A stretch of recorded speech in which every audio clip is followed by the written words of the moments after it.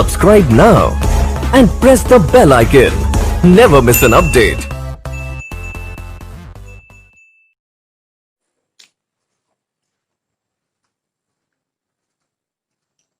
Good morning everyone. आज दिनांक 6 अगस्त 2020 और हिंदी हम पढ़ रहे हैं। और हिंदी में जो चल रही है कक्षाएं वो चार कक्षाएं 9, 10, 11 और 12 सब सामूहिक कक्षाएं चल रही हैं, क्योंकि इसमें जो है कॉमन टॉपिक संधि पढ़ाया जा रहा है। अब संधि में हम पढ़ रहे हैं स्वर संधि के भेद में दीर्घ संधि। दीर्घ संधि हम पिछली कक्षा में आपको बताए थे कि दीर्घ संधि में होता क्या है। तो दीर्घ संधि में क्या होता है? दीर्घ संधि में यह होता है कि ह्रस्व या दीर्घ, ह्रस्व का मतलब होता है छोटा, दीर्घ का मतलब होता है बड़ा। ठीक है, अर्थात छोटा आ या बड़ा आ, छोटी ई या बड़ी ई, छोटा ऊ या बड़ा ऊ, री और री के पश्चात यदि ह्रस्व या दीर्घ, ठीक है, क्रमशः का मतलब यह है कि आ के बाद सिर्फ आ ही आएगा तभी दीर्घ संधि मानी जाएगी। ई के बाद ई आएगा तभी दीर्घ संधि होगी। ऊ के बाद ऊ, री के बाद री, री के बाद री और री के बाद री। ये दोनों क्या है? सवर्णी है। आपको बताया गया ना, री और री की सवर्ण संज्ञा है। तो इनके पश्चात यदि ये आते हैं तो उनके स्थान पर क्या हो जाता है? दीर्घ हो जाता है। दीर्घ हो जाता है। ये क्या है? दीर्घ संधि का क्या है?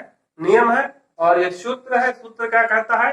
अका सवर्ण दीर्घा, यानी कि आ का एक प्रत्याहार होता है, मैंने आपको बताया, जिसमें क्या होते हैं? ये शब्द, ये वर्ण आते हैं, आ, ई, उ, री, री। ये किसके अंतर्गत आते हैं? आ का प्रत्याहार के अंतर्गत आते हैं। तो आ के प्रत्याहार के बाद जब समान वर्ण, ध्यान दीजिएगा, सवर्ण मतलब समाने समान, वर्ण माने वर्ण। आ का प्रत्याहार के बाद समान वर्ण आ जाए, अर्थात आ के बाद क्या आए? अक ही आए, अर्थात आ के बाद सिर्फ आ आए, ई के बाद ई आए, ऊ के बाद ऊ आए, री के बाद री आए, री के बाद री आए, या तो ली के बाद चाहे री आए और री के बाद री आए। तो यहाँ पे क्या हो जाता है? मिलने पर जो होगा, मिलने के पश्चात क्या हो जाएगा? दीर्घ हो जाएगा। क्योंकि आपको बताया था कि री जो होता है, री का दीर्घ नहीं होता है। चाहे इसे नोट कर लीजिए अगर आप नहीं नोट किए हैं। जो ये री होता है इसका कोई दीर्घ नहीं होता। ठीक है, अब हम देखेंगे सीधे उदाहरण। जैसे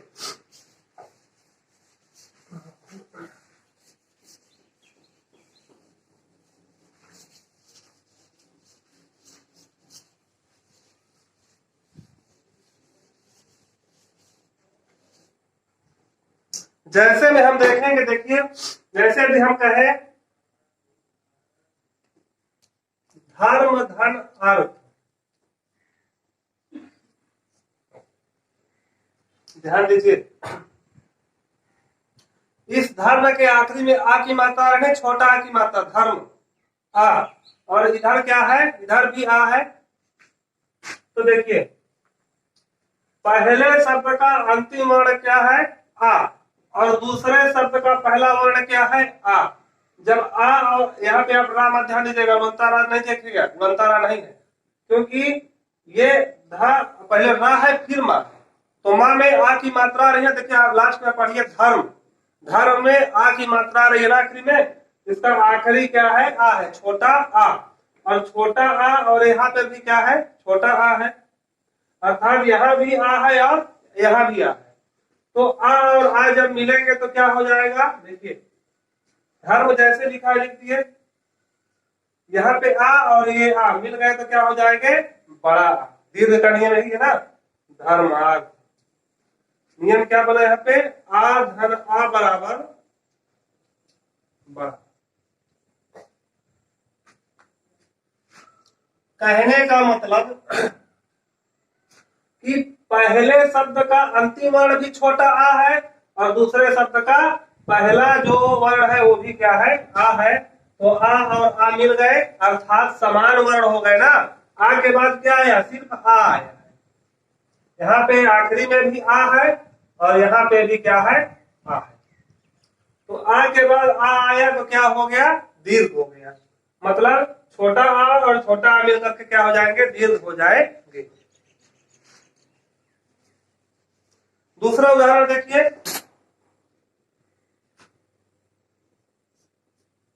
दूसरा उदाहरण है इसमें, जैसे हम कहें मत धन अनुसार,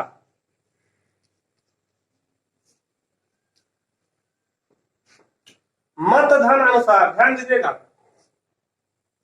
अगर आप देखना चाहे तो एक साथ इसका पूरा डिटेल देख लीजिए।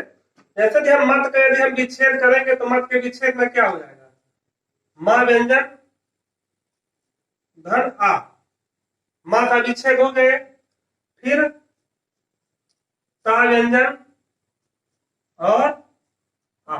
देखिए आप पढ़े, आप जानते हैं कि इस जो ये व्यंजन होता है, व्यंजन को सिर्फ लिखा जाता है, जबकि इसे बोला किसके सहायता से आता है, स्वर की सहायता से। आप पढ़े होंगे व्यंजन की परिभाषा छोटी कक्षा में कि व्यंजन क्या होते हैं, ऐसे वर्ण जो स्वर की सहायता से बोले जाते हैं, क्या कहलाते हैं, व्यंजन कहलाते हैं। तो ये इसको सिर्फ लिखा जा सकता है, इसे पढ़ा नहीं जा सकता है।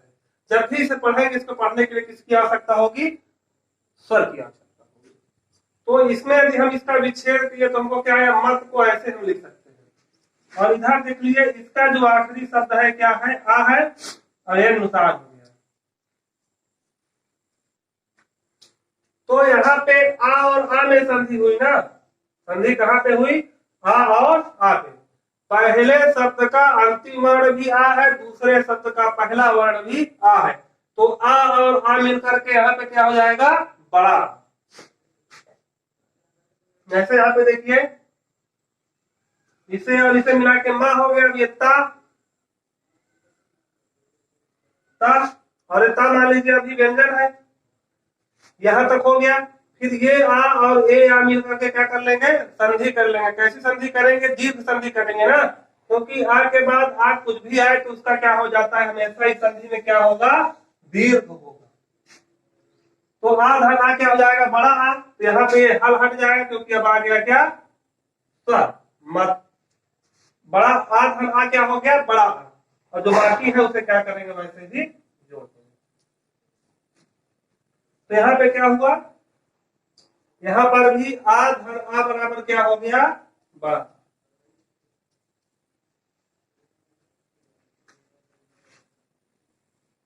अब तीसरा देखिए,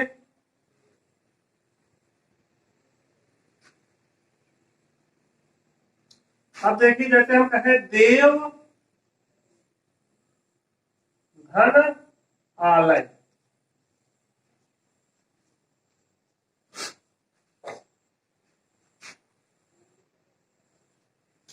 देव धन आलय, ठीक है।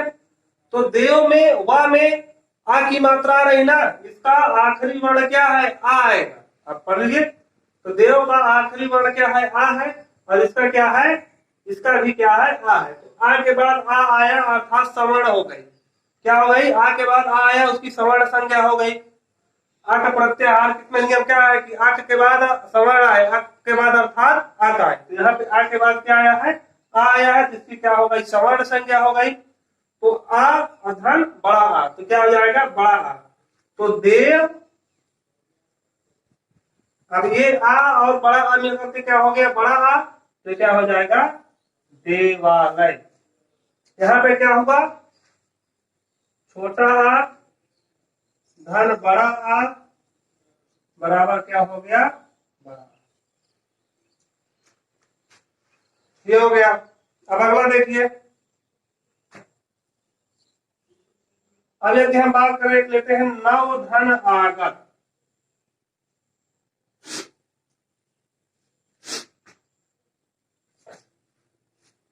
नव धन आगत अर्थात यहाँ पे वा में आ की मात्रा है आखिरी में, और यहाँ पे बड़ा आ की मात्रा। तो यहाँ पे आ और बड़ा आ मिलकर के क्या बन जाएगा, बड़ा आ, और बड़ा आ की मात्रा की किसमें, वन। यहाँ पे क्या हो जाएगा, नव, और आ धन बड़ा आ बराबर क्या हो गया, बड़ा आ, नवागत। इसमें भी क्या हुआ, छोटा आ धन बड़ा आ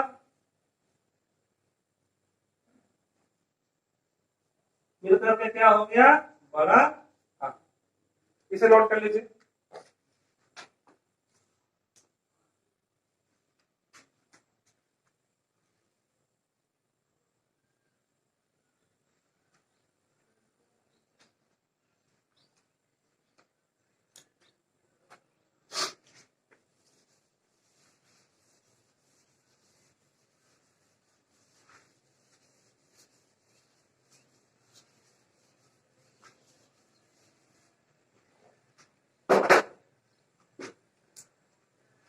4 हो गए थे। पांचों उदाहरण देखिए। पांचों में यदि हम कहें कि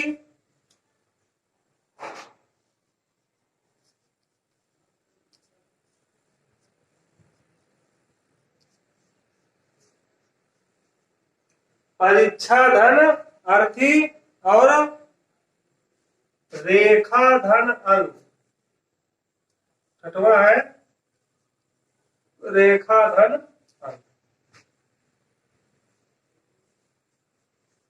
तो देखिए परीक्षा में बड़ा आ है और यहाँ भी क्या है, आ है। तो बड़ा आ और छोटा आ मिलकर के क्या बनाएंगे, बड़ा आ बनाएंगे। तो यहाँ पे क्या हो जाएगा, क्योंकि छोटा आ और इसका जो आखिरी का बड़ा आ है मिलकर के क्या बना है, बड़ा आ। तो इसकी मात्रा क्या हो गई, इसमें आ गई, परीक्षा और परीक्षार्थी। यहाँ पे क्या हुआ, जो बड़ा आ है और यहाँ पे छोटा आ है, ये मिल करके क्या कर दिए, बड़ा आ।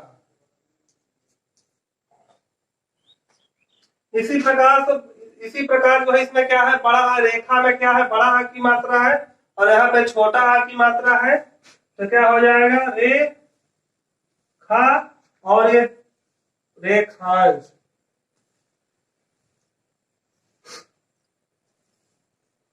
यहां भी क्या हुआ, बड़ा आ धन छोटा आ बराबर बड़ा।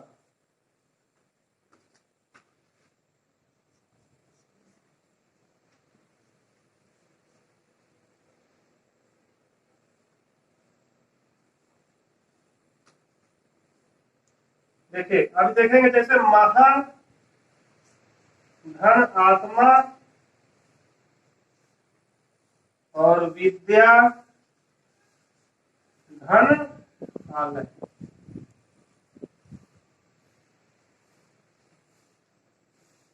तो देखिए महा में आखिरी में बड़ा आ की मात्रा आ रही है और आत्मा में भी बड़ा आ की मात्रा है। तो बड़ा आ और बड़ा आ मिलकर के क्या बनाएंगे, बड़ा आ। यहाँ पे क्या हो जाएगा, बड़ा आ है और यहाँ भी बड़ा है, तो क्या हो गया, बड़ा आ हो गया और महात्मा। यहाँ पे क्या संधि हुई है, बड़ा आ धन बड़ा आ बराबर बड़ा। आखिरी वाले में आप जानते हैं, काफी बार पढ़ चुके हैं, विद्याधरालय विद्यालय। तो इसमें भी क्या है, बड़ा आ धन बड़ा आ बराबर बड़ा आ।